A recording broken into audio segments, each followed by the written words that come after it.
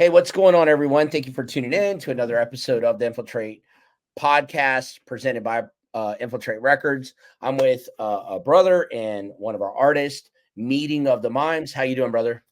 I'm doing great. How you doing, man? I'm doing good, man. I am just glad to be here with you, and I'm really excited about this song that you're going to be doing, and we're going to talk about that today. It's going to be called "Come Back Home." And so we're going to share a little bit about that. I just want to pick your brain on why that title, what it's about, what made you kind of write that, and just kind of get in your headspace a little bit with that. So, Yeah, um, yeah. you guys, thank you for tuning in. Make sure you like, subscribe, comment, hit that notification bell, and yeah, and follow Meeting of the Mimes. His description will be in the link of this video. And make sure you pre-save the song because we're going to have that in here in the description of this video too. So, without further ado, number one, congratulations on the releasing of your soon-to-be "Come Back Home" single that you're going to be releasing. I'm Thank excited you. about that. It's set to release September 2nd, right? That's correct. I'm super stoked. So let's talk about it. Why "Come Back Home"? So, I mean, I've been making unintentionally a concept album about everything about life, right? So, like being reborn, being saved, going through falling in love, breaking up, um, or struggling to save that relationship, all the way to seeing your kids grow up and eventually maybe seeing loved ones pass away. So unintentionally, this is the breakup song of this album, and it's not even necessarily a breakup song. But so a lot of songs are about falling in love or like right after it's broken, but this is like right in the middle of it, and it's more of a mature kind of song. It's not like like, oh, I'm dating someone in middle school or something, right? Or in high school, right? This is like someone that's married or someone that's been in a long-term relationship that they don't feel that fire anymore, or the significant other doesn't feel that fire, and they're all they can do is, hey, they still love that person, they still feel that fire for them, and they're just praying because that's all they can do sometimes, and they're gonna do their best to get them back. Gotcha. So it's really based around a relationship, pretty much. Absolutely, absolutely. And to be honest, I've had several different iterations of this song. I came up with the at least the melody about a year ago, and I originally was gonna have a total different take on the song. It wasn't even about fighting for a relationship, and nothing just wasn't jiving. And a lot of times, as artists, are like, "Oh yeah, just keep going on to the next song. Don't even worry about it."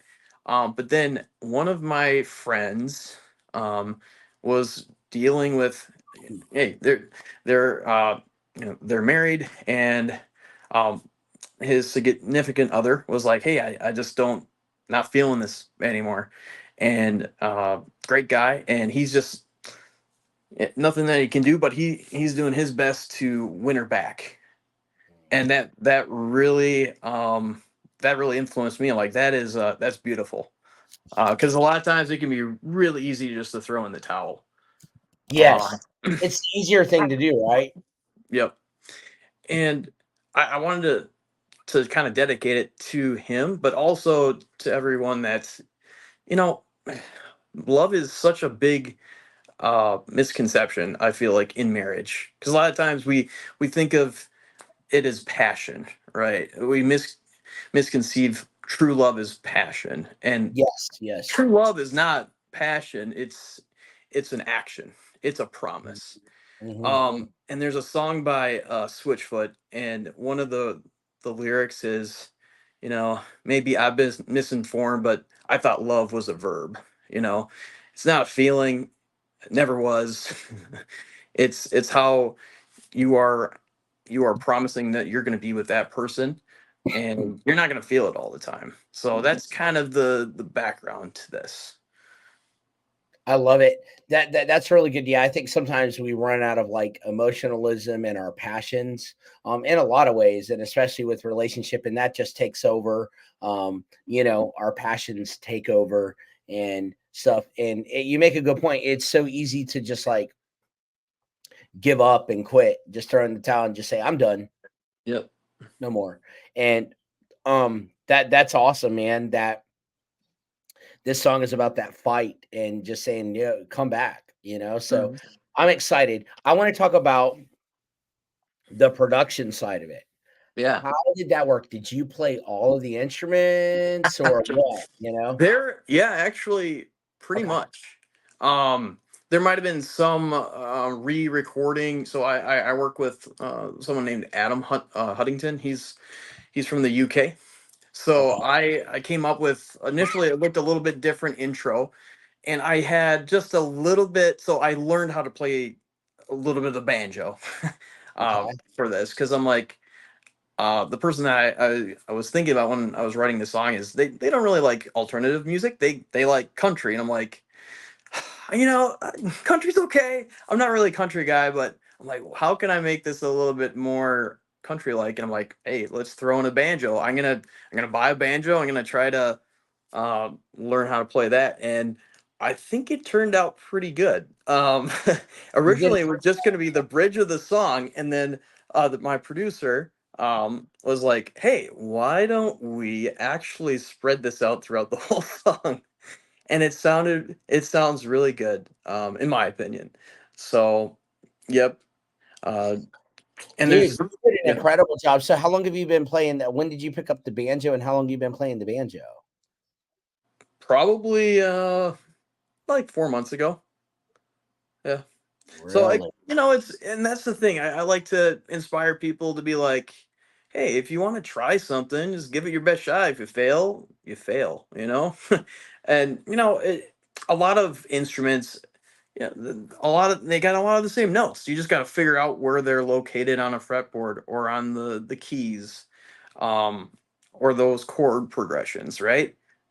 Google, YouTube.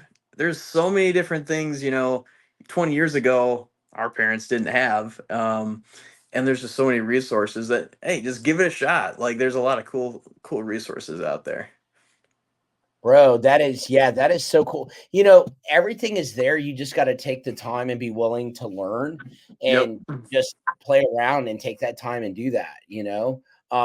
But you can learn between everything now with Coursera and AI and Hmm. Google and everything. Like, dude, you can learn anything and stuff. So it's really, really cool. But I love it. I'm not gonna let everybody in the world hear everything yet, but it's a really good song. And I love everything that you do. The first time that somebody let me hear your stuff, I was like, this is really, really good.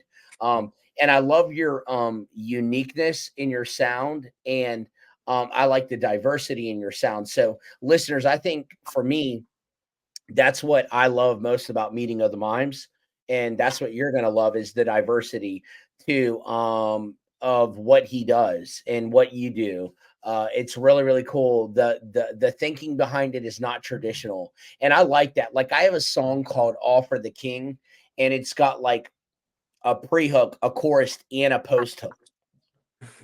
You don't hear that a lot, right? It's got Hmm. like bam, right away it starts with the verse, 4 bars, verse, then pre-hook, then hook, then post-hook. Like you got to think outside the box, and that's the cool thing about sound, like that I love with electronic and music and digital stuff is that dude, your sound can be manipulated and turned in and tweaked into something just crazy creative. Hmm. Take simple melodies that I strum on the acoustic and turn them into things that are just like phenomenal. So, you know, I want to encourage anybody listening because meeting of the mimes, Alex, you encouraged me with this too. Think outside the box. Don't just 8-bar intro, 4-bar intro, then 8 bars chorus, 8 bars chorus, or 16 chorus, 16 chorus, bridge, 16 bars, song ends, chorus, think outside the box a little bit, be different, be unique, blend sounds together, create something, be a visionary of something different than people are doing, people are looking for that. And I think now is the time that's so cool where you can be more creative than ever before. Mm-hmm. And there's just so many tools out there. There's so many different things, even like with a normal guitar sound, like you can apply any electronic, filters, and it sounds totally different. There's so many plugins in there. And look, a lot of people hate on them, but I'm like the other day in the studio, it's like, dude, ozone, isotope, all of these things. It's just like utilize these things so I don't have to spend. If I cannot spend 3 more hours somewhere and I can do things more efficiently and effectively and get the sound I want, that's what I'm aiming for. So if I can do Mhm. that, the less time that I'm worrying about this is the more time I could be doing something else. Yeah, for You know, sure. For sure. that's the way that I look at it. I enjoy the writing process and everything, but I also want to encourage artists too. If you have a team or you have a process and it's great, stick with it. Keep with that. Do that. Your time matters, but make sure you're putting out the best quality that you could put out. That's what I'm going to say. Make sure you're putting that out because if you put out great quality, then you come with something subpar, people are going to remember the subpar, Yep. you Yep. know? So get your mixes, get your stuff as much as possible. Utilize what you can to get your sound to where you want it to be, and to make sure it's worthy of people listening to. Yeah, and then, I'd also to like a lot of times people kind of like are trying to make something that someone else would like. It's like make something that you're proud of and that you would love listening to. And then a lot of times other people are going to like it. Yeah, you're right. You're absolutely right. Absolutely. And, um, you know, don't make sure that you put your best foot forward when doing that and preparing for that and all of that stuff. Absolutely. Yep. It's really, really cool, man. So, um, explain the mixing and mastering process. You did all of that? Well, we did some of the mastering, We right? did the You mastering. Yep, you guys did the mastering, but cool. yeah, I basically I did the mixing, and the a lot of production Adam did, but basically I recorded originally it's just electric guitar, acoustic guitar, drums, and the banjo. Like Cool. that's pretty much it, and maybe there's some like other textures and stuff in there. But yeah, I re-recorded the guitar part. One of my friends, Max, he's a really cool artist as well. Does a lot of rap, but I give him stuff to listen to. Um, and basically, he's like, "Yeah, I'm not a big fan. Something sounds a little out of tune." So I'm like, "Okay, I'll re-record it." And I really like much better what I had on my second recording. So it's always good to bounce stuff off of other people, and you know again, you want to make sure you make something you like, but also, hey, don't be humble and see what other people have to say about it. That's really cool. Yeah, and you grow doing things with other people. You grow collaborating, and it brings stuff out of you. It also challenges you a little bit to step up and it brings you out of your comfort zone. And there's nothing wrong with coming out of your comfort zone either, because you may find a part of you that you didn't know that God gave you that like you can hit. I've learned that too, man. I remember one of our guys on the label. He's amazing, legit, and me and him got in the studio together, and it was like, okay, if we're gonna rap together, then me and him looked at each other. We did a song together. If you go on my album, and it's called Fighter, and I didn't pre-warn him, but I did it. I came out of the booth, and he said, "Dude, if you don't pre-warn me what you're gonna write before, man, like he's like, dude, don't sit here and make us look dumb, like, we have that joke, and but what it does is it makes you strive for excellency and want to elevate your game, and elevate what you're doing. And dude, the Lord that we serve is a Lord of excellency. So do it in excellency, Yeah. so dude, I love it, man. I'm super, super excited. What I love about your stuff too is it's radio friendly.